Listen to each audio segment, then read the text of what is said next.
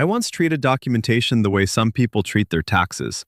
Technically required, spiritually optional. And honestly, it felt fine. Victimless crime. Like jaywalking, but with more curly braces. I remember spending 3 full hours debugging what I dramatically called a mysterious API issue. I was hunched over my laptop like I was trying to commune with it. Then I finally opened the docs. First 2 lines.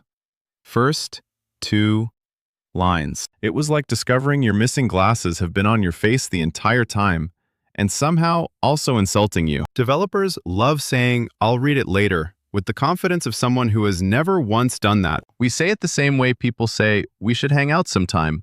A polite social sound, not a promise. Some docs even start out with good intentions.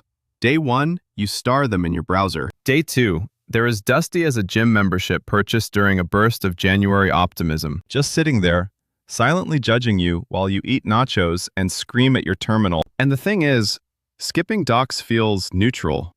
Like you're just choosing the fun, chaotic path. But that path has potholes. And the potholes have potholes. And eventually, you start to realize this lifestyle choice might actually be charging you interest. Here's a fun number: 14 hours. That's how much time developers waste every week reinventing features already explained in the docs. According to studies, my studies, conducted last Tuesday, in my apartment, with me as the entire sample size, peer review pending, but honestly, the peers already know. Skipping documentation feels like you're saving time, but it's the same illusion as canceling one subscription and forgetting the other 12. Suddenly your "I'll just figure it out myself" tax has ballooned into something that looks suspiciously like rent. I once watched a developer write a full custom date parser. Hours of string slicing, time zone rage, the whole thing. Then they discovered the library already had a function literally called parse date for people who don't read. It wasn't even subtle. It was the software equivalent of a parent labeling the leftover lasagna, "Don't touch this." And the worst part is, you never notice the debt building. It sneaks up on you. Small charges. A little debugging here, a quick workaround there. And then boom, you're broke and confused and arguing with your own code like it owes you money. Which honestly sets up the next problem. The emotional fallout when you finally realize all of this could have been avoided. There's a special kind of heartbreak that only happens when you realize the thing you've been fighting for hours was explained, calmly and politely, in the documentation you refused to read. It feels like being dumped by someone you never actually dated, but were very emotionally invested in. It always starts with Tier 1, polite confusion. You try to look composed, maybe throw out a casual, "Weird, that's never happened before," as if the universe just spontaneously invented a brand new bug just for you. Very exclusive. Then comes Tier 2, anger.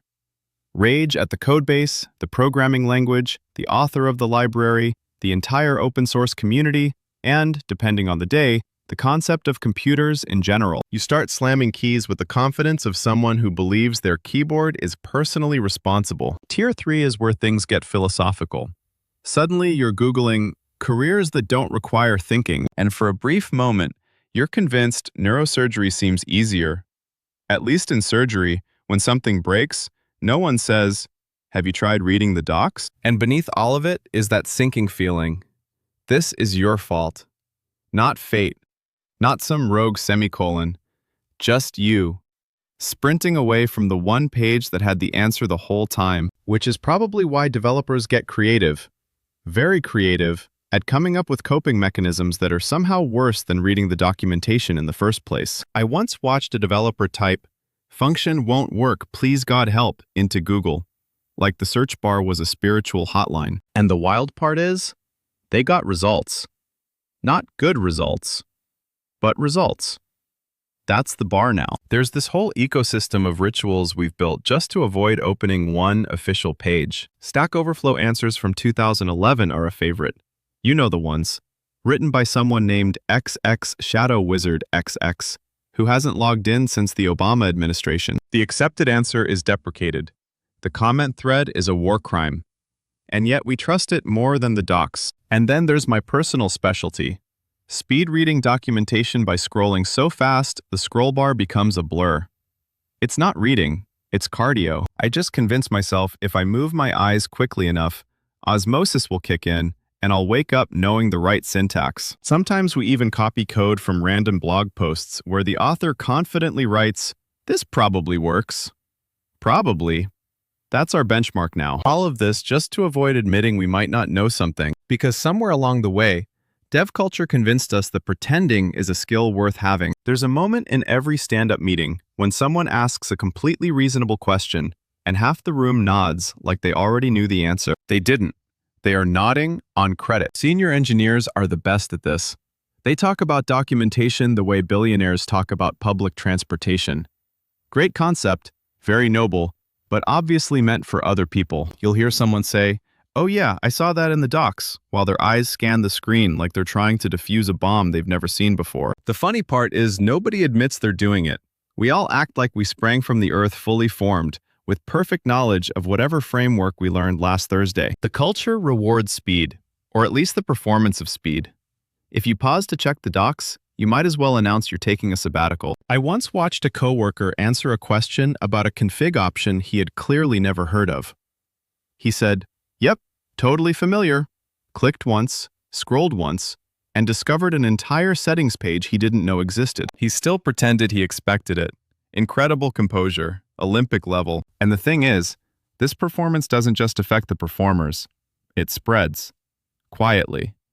Like mold. And soon enough, the whole team is paying for it. You ever walk into a meeting thinking it'll be 5 minutes, and suddenly you're aging in dog years? That's what happens when a whole team collectively avoids documentation. The true cost isn't abstract things like lost productivity. No, it's meetings. Endless, multiplying meetings. 8 extra per sprint, minimum. A buy one, get 8 free situation nobody asked for. I've seen teams spend an entire hour debating the correct input format for a function. People arguing passionately, citing intuition like they're on a cooking show. And then someone finally checks the docs, which, of course, explain the exact format on page 1. Not page 40, page 1. It's almost impressive how much confusion fits into so little time. Working like this feels a lot like assembling IKEA furniture without the manual. Everyone crowds around, confidently holding the same upside-down piece, insisting they totally got this. And somehow the shelf ends up structurally similar to a question mark. What's wild is how normal it starts to feel. As if group confusion is just part of the job, like stand-ups or lukewarm office coffee. But once you see it, you can't unsee it. The whole Rube Goldberg machine collapsing because no one clicked a link. And eventually, that realization leads you to the most shocking twist of all. I know this sounds unhinged, but hear me out. Reading the docs works. I didn't want to believe it either. It feels like admitting the gym membership wasn't the scam you were. You could have actually used the treadmill the whole time instead of hanging your jackets on it like some kind of expensive coat rack with Bluetooth. The first time I read documentation before touching the code, I felt like I was cheating. Like someone would burst into the room and say, "Hey, you're not supposed to know how this works yet. Get back in the maze." But the fires didn't start. The bugs didn't swarm. Things just made sense. It was suspiciously calm. I didn't trust it. And look, I get it. This isn't a satisfying narrative twist. There's no dramatic final battle, no heroic monologue. It's just me clicking a link, reading a sentence, and realizing every problem from the last 4 chapters could have been avoided. Honestly, it's anticlimactic. Borderline rude. But the wild part is how fast everything improves.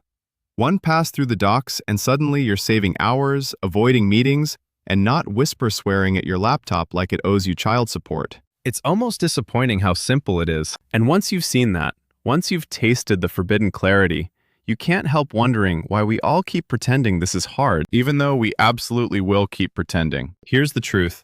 After all of this, I'm still going to avoid the docs tomorrow. I know I will. I can feel it in my bones. There's this deep, primal instinct in developers to look at a perfectly clear explanation and say, "No thanks, I'll suffer." And now you'll do it too, but with guilt. A new flavor. Like switching from regular coffee to the stuff that makes your eye twitch. You'll open your editor, hit a bug, briefly remember this video, and then immediately take out another time debt loan at an interest rate that would make a bank clerk faint. But that's fine. That's the cycle. We all know better, and we all choose worse. It's comforting, in a tragic kind of way. And hey, If anyone asks whether you read the documentation, you can just say, yeah, I watched a video about it once. Technically true. Spiritually unhelpful. Maybe that counts as reading.